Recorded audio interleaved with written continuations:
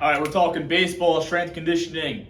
All right, this is going to be a very broad overview. We're not going to get into any real deep topics, just kind of a basic layout that you can put together for yourself. So when you're first getting ready to begin a training program, you don't have anyone guiding you. What you first want to think about is what your schedule looks like. Now, this could be throughout the week or it could be the month, right? So if you're a lot of baseball guys, in my cases, are playing a lot, right? 3 games a weekend. If it's the summer, maybe randomly in the middle of the week. And they really only have that 2-3 month off period in the winter because we're in the Northeast. But you want to worry about the schedule first. If you're playing a lot, your training is going to look a lot different than if you are in the winter where you're not playing and really just working on skill sessions, something like that. So if you're busy and you're playing a lot, you have a lot of practice, that's going to affect your frequency, which is our second thing we want to worry about. Frequency is basically just how many days a week you're lifting.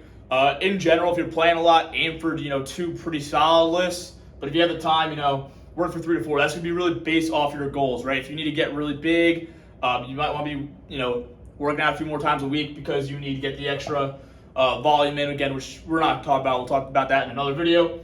But time allotted, so that's just going to be like your session, right? You got 45 minutes, you got an hour, you got an hour and a half. That's going to affect what we do throughout the session. And then again, equipment, something you got to worry about. What can I do? What do I have access to?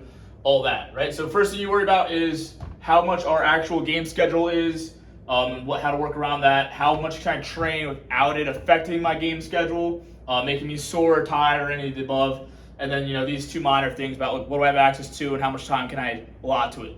But once you figure out how much time you're going to actually spend in the gym, then we're going to worry about what our program is actually going to look like, right? So keeping it very basic and surface level because you don't have the guidance, you're going to want to do some form of squat motion, whether that's a barbell squat, a front squat, or even if you're doing lunges, something like that. You'll generally get a little bit more out of the single leg stuff if you have the ability to, but you want to get really strong in your main compounds first if you can. Then you're going to go to your hinge, so that's your kind of RDL deadlift looking variations.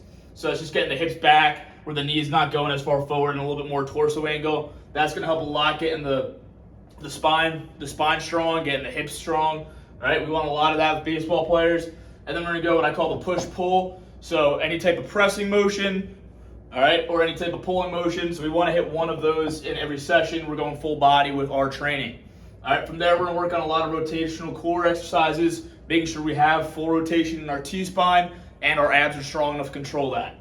And then from there, I like to add in some form of carries, whether that's a single arm farmer's carry, double farmer's carry, a waiter carry up here, helps with the shoulder stability. All right, now it's not on here, but I just said the shoulder stability.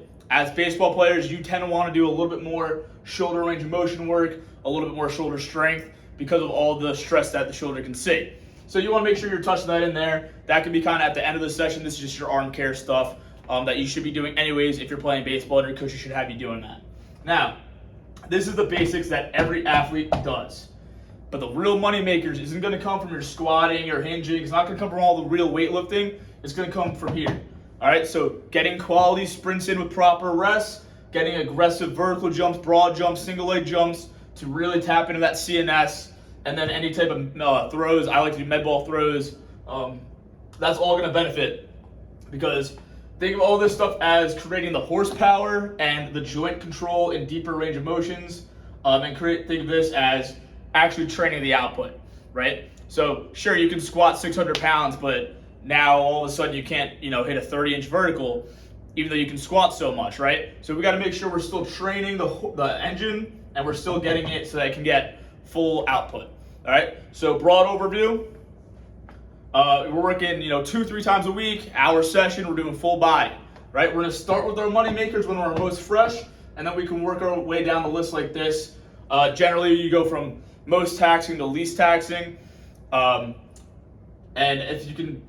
Believe it or not, sprinting, jumping, and throwing, although you might not feel completely gassed from doing it, it is going to require the most work from your CNS and just kind of tap into your neuro side of the training. All right, and then you work your way down. So this is just a broad overview on how to start creating a program. If you have any questions, I actually have our 2024 in-season template that I can send to anyone. Just let me know, message me, DM me, and I can send that over to you. All right, so that's going to be a 2 days lifting and a primer day, which we didn't talk about primer days here today, but that's basically a lighter weight day with a lot of the CNS stuff to kind of get the body activated and ready to go. Now, One last thing that wasn't mentioned was our mobility, right? So I mentioned the T-spine stuff, but we need to make sure we have good control and good joint mobility with everything, right? So our ER, our IR, our hips, we can get low, we can open up, right? So that's all stuff that you want to kind of add in at the end, or even just on an off day where you want to get blood flow. All right, so that's a broad overview on how to train for baseball.